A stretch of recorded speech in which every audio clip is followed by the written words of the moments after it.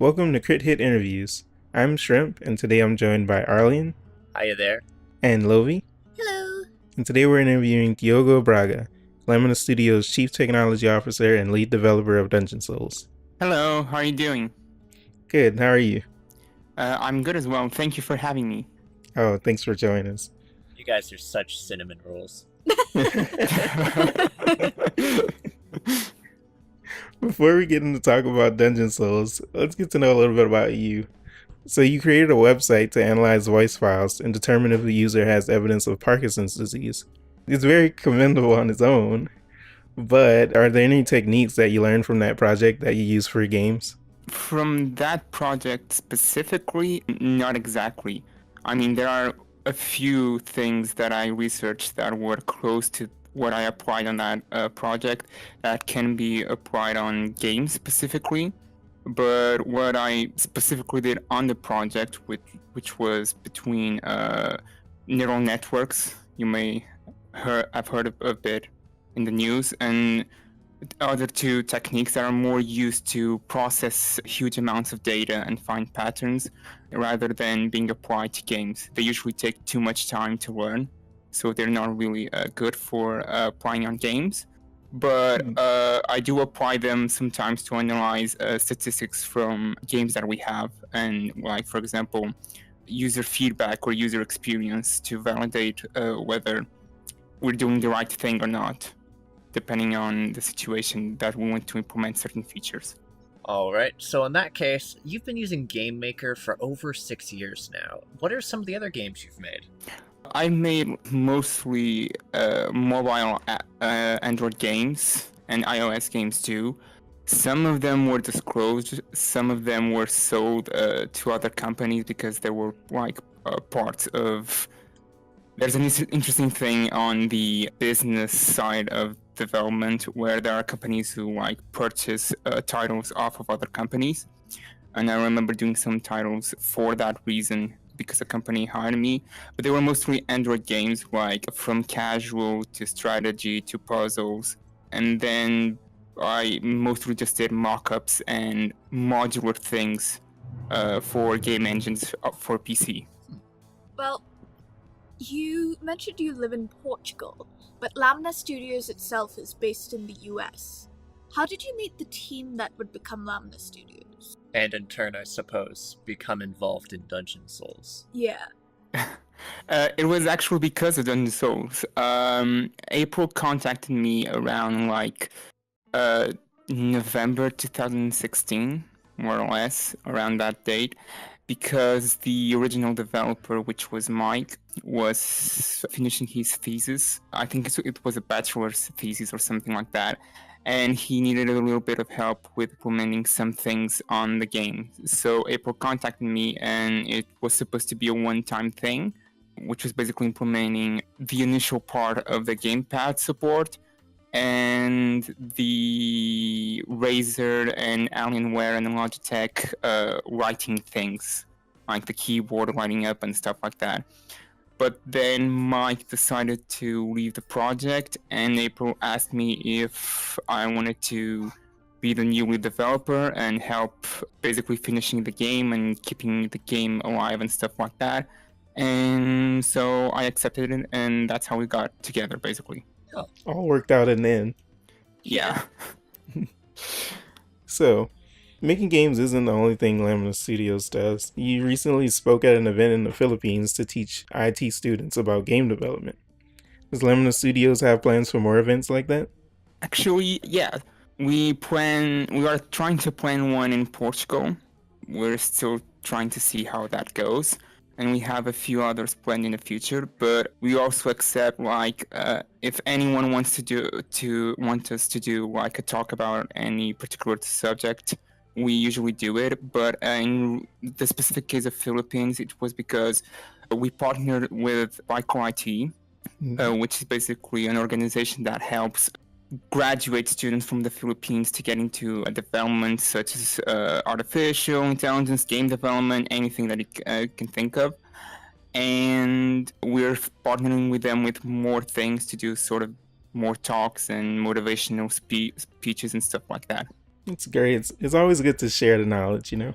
Yeah. All right, so doubling back to the project that you were brought on for, what were some of the biggest challenges you faced when developing Dungeon Souls? I have stated like some people have asked me this, and I always sort of state the same, which is when I got first into the project, there was a lot of code that was already done. But the thing is that I got to learn a bit of the history about Dungeon Souls as well. And essentially, it was initially a project that was supposed to be like a mock up thing and not really a full fledged game. So even though that there were a few parts of the code that were quite well written and supported modularity and stuff like that, there were others that aren't really that polished or functional, so to say. And because of that, sometimes the game has a lot of bugs that it shouldn't. And that was definitely one of the hardest parts for me to basically handle the whole spaghettiness of the code that was left behind. Basically, that was the major thing. Fair enough.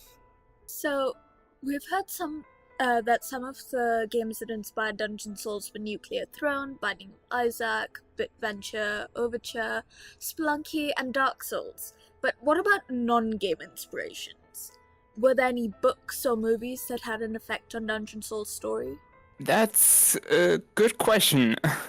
To be honest, I'm not really sure. I do have the feeling that like there may be a movie or a book that I have read, especially in regards to the whole thing of having like a separate story joining the main story, but I cannot recall which one is it. I know it was a fantasy one, but I don't remember. But it may have inspirations from a few books I've read. Okay, so then what new features do you plan on putting in Dungeon Souls? Currently, the biggest one that we have planned, which, by the way, it's the first time we're stating this, so it's a bit of a sneak peek, but it will be Awesome. released at the end of January, if everything goes smoothly, which is modding support. We had, yeah, it's coming along nicely. We're getting on the phase where we want to contact modding developers to help with the tools and finding bugs and stuff like that, but it's going on smoothly. And that's really one of the things that we want to try and see if people like it. And I think that people will like having to be able to do the mods and stuff like that. The other one we are planning is to refine the game a bit more. We have a lot of feedback and suggestions from the community. They are amazing on that. They are always providing like inputs and feedback and ways to improve the game. And we also we have a whole set of features associated with that feedback that we want to implement that will probably come around February, March. But they're a bit of a secret. Oh, secrets. Okay. We'd actually had noticed, like, if you've seen our review, we were there sort of during the battle days where a bunch of, like, thing rolled out, some bugs happened, but you guys were really quick at actually fixing those. Like, a thing we've noticed is, like, people toss out a bug report, and you guys have generally had stuff addressed, like, within a week easy, sometimes within days, which it's impressive. Thank you. Yeah, usually, like, when we receive bug reports, we have kind of a priority assigned to them. If they're game breaking, there will come a patch, like, as soon as possible that will fix that bug and all other higher priority bugs that we can fit into that patch. Usually the ones that take a bit more time is those that are like, don't necessarily break the game, like UI bugs and stuff like that, like a typo, or for example, I've seen that the Archmage's staff has a typo on it, so it's like called Archamage or something like that, which is really funny. But we do try and just provide the feedback like as fast as possible, because at least from my perspective, I come from a really, really big gaming background. I've played a lot of games, and I know how frustrating it is sometimes to be like, oh, I wanted to play the game, but the devs decided to crash it. Why not? It's fun to crash things. Like the Humble Bundle incident. Yeah, but that one, okay, it's a little bit of a behind the scenes, but that one we tested for quite a lot of things before releasing it, but there was still one, like, we basically asked to some people whose name I cannot say if there was a chance, in case of with finding more bugs, if we could change it again. And those people stated yes. So we were like, okay, you have this build. We're still going to test a few things, but you have this build. And let's just say that the preemptive build went onto the Humble Bundle, and we were like, yeah, but we're still testing. It was not supposed to be uploaded that fast. There was a miscommunication on that part, which was really... The worst part on that is that even though a lot of people have like the Steam key so they can redeem it there, and it gets fixed due to Steam updates, there are some who actually downloaded the game. And since the game doesn't have network verification of the version, it doesn't really update itself. So they have like a really broken version due to a really bad communication error. So yeah, but that was one of the incidents. Leading on to this, so was there any features you wanted to implement in Dungeon Souls, but couldn't? And definitely yes. And definitely. And there are two major features that I wanted to. One of them may be coming in the future. The other one, not sure. The first one was talent trees and different abilities and stuff like that. Yes. Let's just say that the abilities in the game are really, really hard-coded, and changing them may or not cause a bit of explosions. But the other one that I'm really sad about, that we currently are not able to implement, which again goes to that big issue that I found with the code, is online multiplayer. Damn it. Because I was like, please, better co-op. Just better co-op one day. Yeah. We are trying. Like, even like 2 days ago, I was looking at the code and I was like, man, why can't I do this like online? There must be a way. I know how to refactor code. It shouldn't take that long, right? But when I start analyzing the code, it's like, oh god. But yeah, that was one of the saddest things, because I'm not gonna lie, from a player's perspective, when I look at the game, the first thing I think of, cool, for this to be perfect, I like to play with my friend, so that I can watch him die to a boulder, and laugh on his face. So I do really get that, but when I look into the code, like the synchronization that has to occur between some game elements, like the items that the player has and stuff like that, the game's code at the current stage really doesn't like that. Fair enough. I also would say, like, if online co-op did get implemented, it would probably have to change how co-op is, because it's sort of punishing. If a player dies, half the screen is blanked out until they reach a boss. If it were on online, the screen, we wouldn't have to split the screen, because everyone would have their own screen. So it would be the same thing, and we'll probably change the elements, like possibly allow a player to resurrect the other one, like splitting half of the health to do that. Which would be amazing. Yeah, that would have been perfect. It would have played with that whole thing of, do I want to revive him right now and get crippled? Or do I still want to laugh a bit more, possibly kill the entire dungeon, and then laugh at him again and and have him resurrect on the next floor with like 1 health and immediately die again.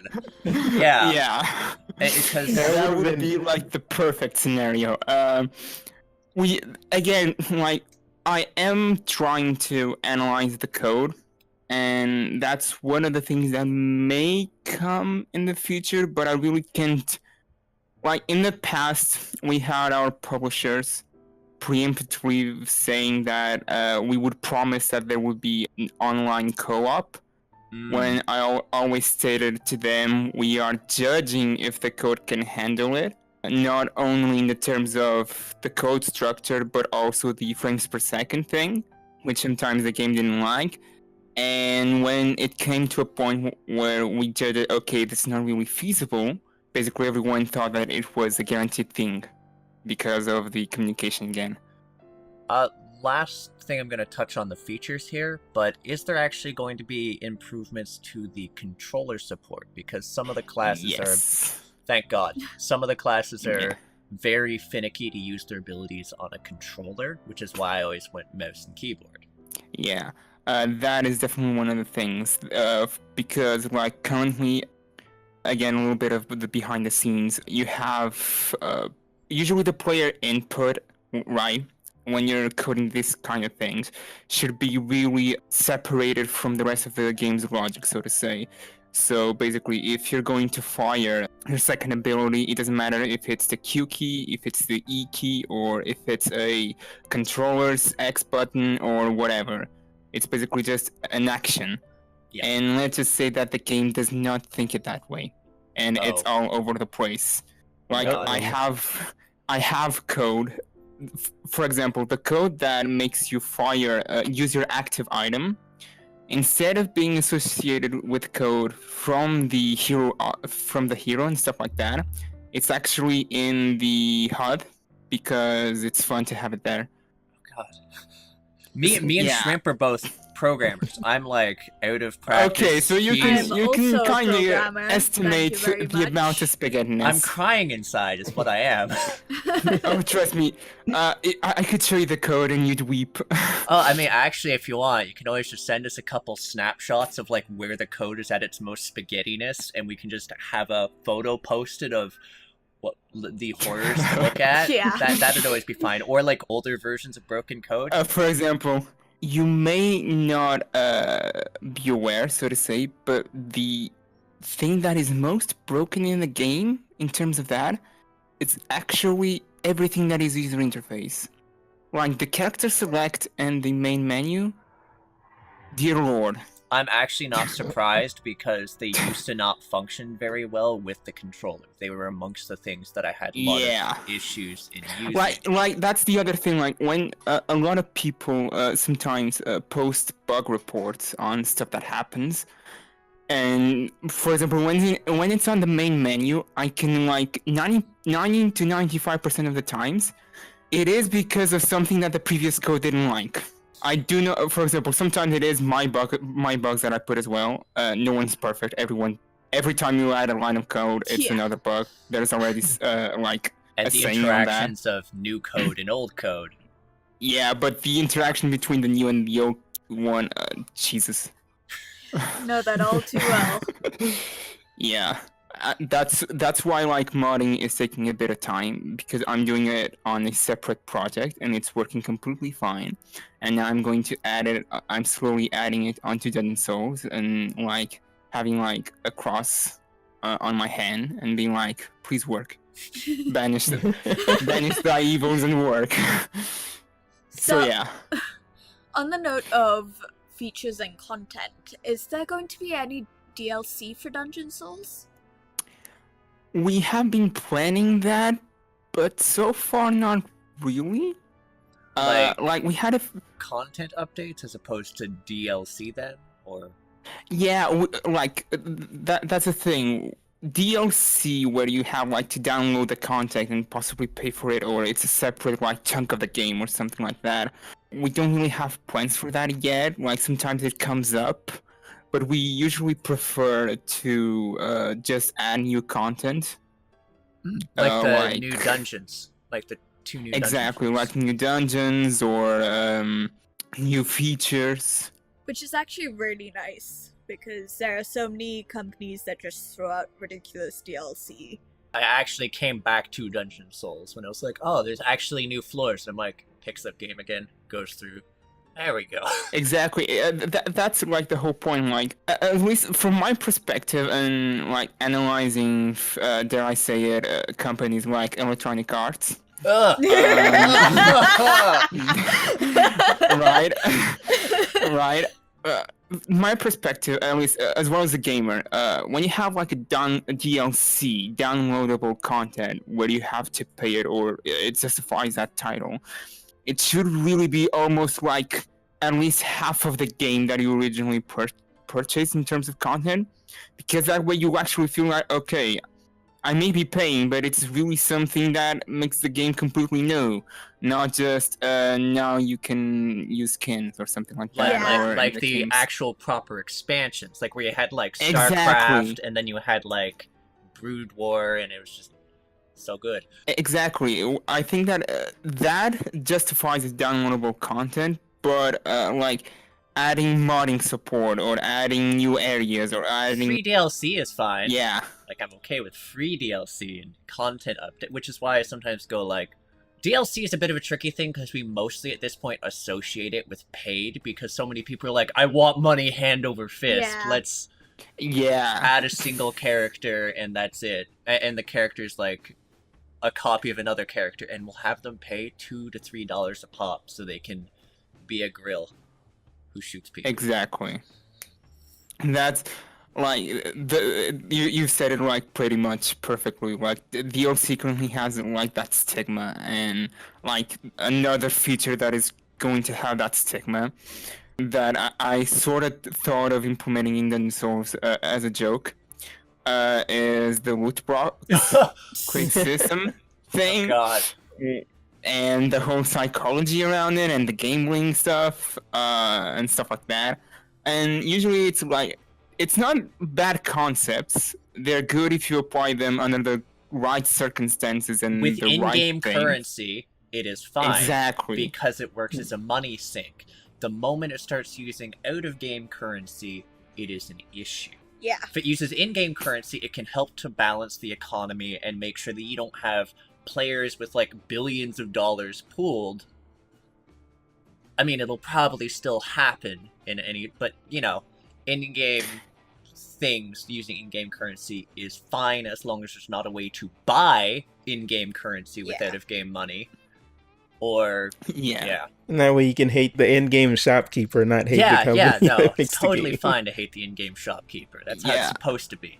And it's like the thing of there's actually like really interesting psychology matters on that, which is like, for example, on the loot crates, it actually influences you.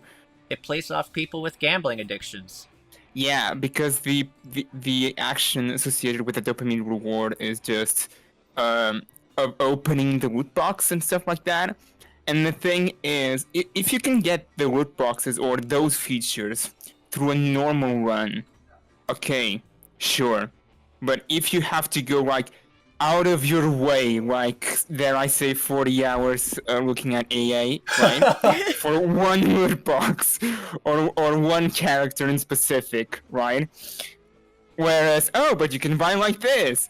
No, that's literally like influencing people to something as to giving them options. Yeah. I mean, there's a reason Oh, why yeah. it's being illegalized, but like also part of it is it plays off that anticipation. There's that moment you click where you don't know what you're getting that has that it's very literally like you are rolling the dice and waiting to see that outcome, and you get those highs and those, and no, I refuse to be part of it. Yeah, and there's actually like a really interesting video from Game Theory on that. It's more visually and appealing and informative. But yeah, it's usually because there's like some psychological effects of opening a loot box, for example. If you were to get a good reward every time, you actually don't care about the loot box. Because that's actually been a bit proven in some tests. Like they basically had like a pigeon or something like that pressing a button and getting a reward, and they noticed that if every time the pigeon got a reward, they would stop pressing the button.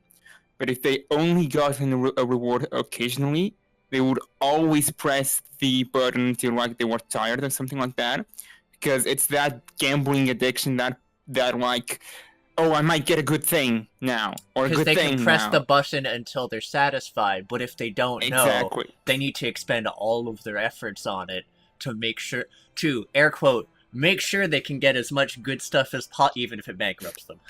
Yeah. Yeah.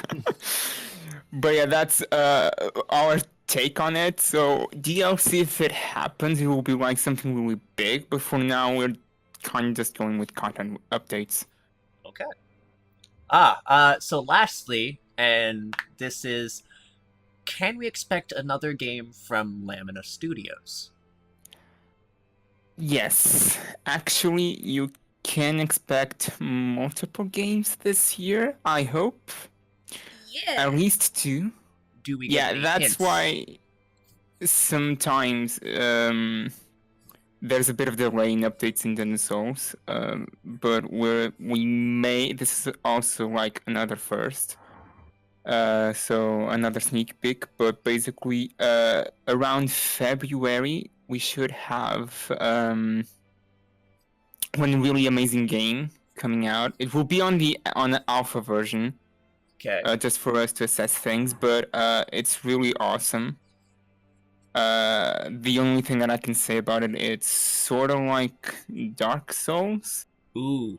but a more Whoa. cartoony version. Sounds interesting already. Oh wait. So like Cuphead, boom boom. Not that not that Cupheadish cartoon Sorry. style, more like low poly cartoon style things, like with cell shading and stuff like that. I just had to make the poke. Someone was like, Cuphead Yeah. is the Dark Souls of Bullet Hell. I was like, Christ. Christ. Yeah, sorry, it's exactly like that. It's like Cuphead in 3D. Uh, So that you can experience the full new Dark Souls in another dimension. But yeah, we have that, and I can dig Souls. possibly 2 other games coming out. Any hints on their genres and or settings, like fantasy, sci-fi, etc.? Okay, so let me just pull from my memory. The one inspiring Dark Souls is fantasy, Okay. and it has a bit of inspirations in like Greek mythology. Yeah. Yeah, it's really nice. The second one is like, you know, that those classic arcade style games, like Yes. when you play on a Game Boy, like shooting style and stuff, and platformer, like Mega Man, sort of. Okay. Yeah. Yeah. Oh, like sort of Yeah. like Shovel Knight. The retro-y, like Shovel Knight is so Mega Man to me. Yeah, it's sort. We have one sort of that genre. I really liked it when like I played the first version of it, and from the one I'm talking about, it's sort of that vibe kind of thing, and it should be really awesome too. And the other one is actually inspired in Dungeon Souls. Is it a sequel, or is it a side story, or is it just sort of a similar genre? It's a similar genre, but it has like, because some of these projects come from a mentoring program we have, where sometimes like students who have a project idea or something like that and want to publish the game, they usually ask for tips and stuff like that, and we started getting a lot of these kind of requests, so we decided to create a project of mentorship where we take them in, so to say. We help them with any issues, whether it's technical, social, publishing, and stuff like that. We help them publish the game and finish the game and provide feedback and stuff like that. And this one was someone that actually contacted us because they liked Dungeon Souls and had a really awesome idea. Like really, really, really awesome. I can't tell it because it's a bit of a spoilers, but it's really, really awesome. Seriously, if you, to be honest, if you like Dungeon Souls, you are really going to love that one because the idea is really awesome, and it's like, basically, if we can't implement Dungeon Souls in online, that project has already started networking. You can already play with Nice. other players. So, and it has a really, really interesting thing. I can tell you like a similar concept, and you may or may not be able to get to there. But for example, there was in a game jam that I went from Ubisoft, where the title that won the game jam was, you had 2 players with a controller that were the heroes, and you had the third player that had the keyboard and the mouse. And like that third player was like the dungeon master or something like that. Like Crawl, And- sort of. How you have the other players Yeah. taking on the roles of the antagonists. Basically, Oh, it plays on that part. It's inspired on Dungeon Souls. So I really am looking forward for that title too. It's coming along really nicely. So yeah, and there are other titles, but those are really not early stages, so I can't say much about them. Are there any other projects you personally are working on as side projects, or is the things that you're currently working on with Lamina Studios taking up all your attention? Personally, we're making a casual game for Android, inspired basically on puzzles and stuff like that, just to see how that goes. But the thing that we're going to do on it is it's not going to be those games where, and there I say catch up, where it's basically we're going to make a new game and you can buy skins that no one cares, or whatever that no one Do you want to cares, spend and we're going to $5 to get more energy so you can play more puzzles? yeah, or like if you don't want to pay $5, sure, just have like 50 billion advertisements taking up the screen space, so you have 1 pixel to play with. You know, it will be more like it will be really a game for being played by gamers and casual gamers for entertainment and not for revenue. Fair enough. But apart from that, yeah, currently, at least my part, I'm busy with like Dungeon Souls and then coordinating stuff and doing some internal tools for the company and stuff like that. Okay, so first off, what is your favorite memory of like seeing someone play Dungeon Souls? My favorite memory, and still is, right, and favorite thing, is when people are really excited about it and comment on it and like, oh, I just died to a boulder. And stuff like that. Seriously, it gets me every time, and it really is an awesome feeling when you see like people like engaging and stuff like that, and even providing feedback like, oh, I had to suggest and stuff like that, and I really like this and I really like that part, and good job on this. It's really rewarding on that part. That was 20 seconds into my first run. I hit one of the red circles, was like, huh? Yeah. Oh. Now I know. Yeah, I had like recently I had a friend. She's actually now the discussions of Dungeon Souls, and we had to like lend her copy of the game so that she could understand and things like that and reply to some comments. And when she tried, she immediately died to a boulder. Like, Yep. I gave it to her 1 minute after I died. Yep. So yeah, and that's always an awesome thing. And then lastly, do you have anything to say to the audience, either for the gamer audience as well as just the indie developers who are looking to make their own games? Oh, well, in regards to the Dungeon Souls audience, the thing I really want to say is a big thank you for putting up with the game's bugs, because we do know that sometimes it gets a lot of bugs and stuff like that, and sometimes it's inconvenient, but usually people really are supportive, understanding. Exactly, they understand that there are bugs and they even help fixing the bugs and stuff like that, and that's really awesome. So it's a really thank you for that and for liking the game. In regards to the indie, for people who want to develop, there's the only note I would give, especially with some things going on in the game industry right now, is when you're developing a game, first of all, not on a technical level, more on a creative level, develop the game that you'd like to play, that you feel like awesome playing it, how to be proud in developing and playing, and that sort of represents the idea that you want to express and the idea that you had, and not necessarily making things in the game just because someone told you, because it's a revenue thing or whatever, or it's the new hit, or everyone's doing this. Yeah. Yeah. You know, it's basically that. Basically, don't become a cash grabby AAA company. Exactly. Or as I've seen some other titles doing, like an attention thing, because I saw a few games as well, not on that on the media, but there are a few games whose purpose is just to get attention. Yeah.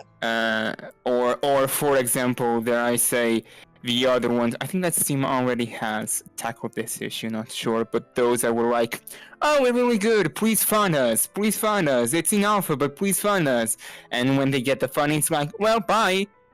Yeah, there's You know? a reason I like. There's some early accesses I will invest in if they're a really good thing, but there's so many early access games I have also seen go unfinished for years, and sometimes they never finish. That you'll see a post about the developer being like, "We've started a new project.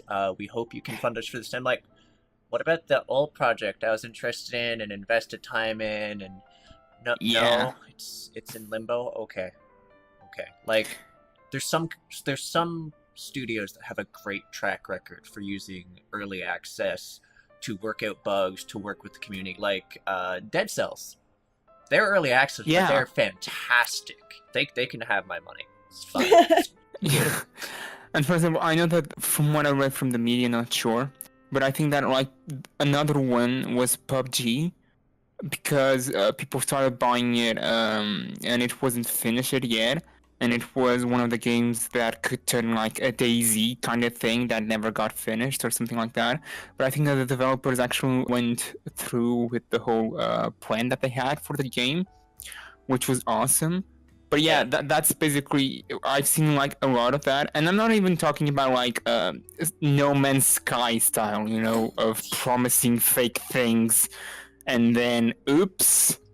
It's really more of the thing of, oh, we're going to do this. Oh, I got bored. I'm going to go do another project because I got bored of coding the same project because I'm a developer. I like to do new things. You know, it's sort of have that understanding of, if you're going to do a project, especially and require like faith from other people that the game will be good, be ready to deliver on your part, basically. All right. A great message to Yeah. end it on. You can buy Dungeon Souls on Steam and GOG. Be sure to visit laminastudios.com to find out what they're up to. And you can also find them as Lamina Studios on Facebook, at Lamina Studios on Twitter, and you can join their Discord, which I'll leave a link for in the description. Is there anywhere else you'd want to send people to? Not sure. One thing, I just recently created a Twitter account, finally. April convinced me to create one. It's at the same name I have on Steam, at Shadow6390, if you want to say hi. I sometimes post stuff about the development and behind the scenes. But yeah, apart from that, that's basically it. Sounds good. Thank you so much for joining us. Yeah, seriously. Thank you for having me. We highly appreciate the time you took to meet with us, chatter with us, and impart your knowledge and wisdom and the sneak peeks. We really appreciate this. Thank you. I really enjoyed having this interview. You were all lovely. Oh, thank you. And yeah, we also hope you enjoy the Discord community. Yeah, I'm gonna stick around for a bit. It seems awesome, especially the memes. Yeah. So, for anyone who's watching this, if you would like to take a look at our Discord server, you can meet other indie developers as well as gamers. There's gonna be a link in the description below. Catch you next time, folks.